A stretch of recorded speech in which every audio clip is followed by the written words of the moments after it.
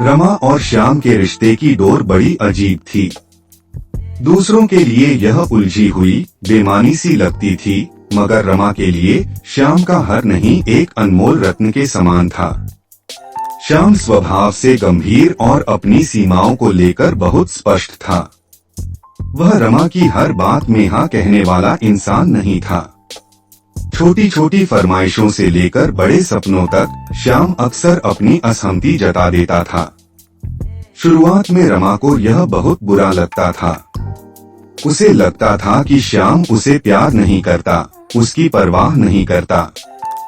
दोस्तों की सलाह पर उसने कई बार श्याम से इस बारे में बात करने की कोशिश की, पर हर बार श्याम का जवाब वही होता, रमा, मैं तुम्हें धोखा नहीं दे सकता।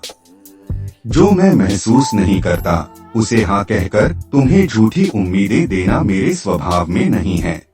धीरे धीरे रमा को श्याम की इस स्पष्टवादिता की गहराई समझ आने लगी। उसे एहसास हुआ कि श्याम का नहीं उसकी भावनाओं का अनादर नहीं, बल्कि उसकी ईमानदारी का प्रमाण है। श्याम हर हाँ सोच समझकर कहता था, और जब वह हाँ कहता था तो उसमें सिंसेरिटी और कमिटमेंट की गहरी छाप होती थी। एक बार रमा ने शहर से दूर एक खूबसूरत हिल स्टेशन पर घूमने जाने की इच्छा जताई। श्याम ने तुरंत मना कर दिया। रमा उदास हो गई। उसने सोचा, देखो, इन्हें मेरी खुशी की भी परवाह नहीं, पर श्याम ने अपनी असमर्थता का कारण बताते हुए कहा, रमा, अभी मेरे कुछ जरूरी काम हैं। मैं तुम्हें झूठा वादा नहीं करना चाहता कि मैं चलूंगा और फिर ऐन वक्त पर मना कर दूं। जब मैं पूरी तरह से फ्री हो जाऊंगा तब हम जरूर जाएंगे और वह यात्रा और भी यादगार होगी। कुछ महीने बाद श्याम ने अचानक रमा को उसी हिल स्टेशन की टिकटें दिखाईं। इस बार रमा की खुशी का ठिकाना नहीं रहा। उसे श्याम के नहीं का महत्व समझ में आया। उस नहीं में एक वादा छुपा था, एक जिम्मेदारी छिपी थी जिसे श्याम ने बखूबी निभाया था।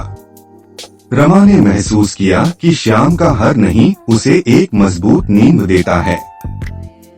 उसे यह सिखाता है कि हर इच्छा तुरंत पूरी नहीं होती और जो चीजें मुश्किल से मिलती हैं, उनका महत्व कहीं ज्यादा होता है।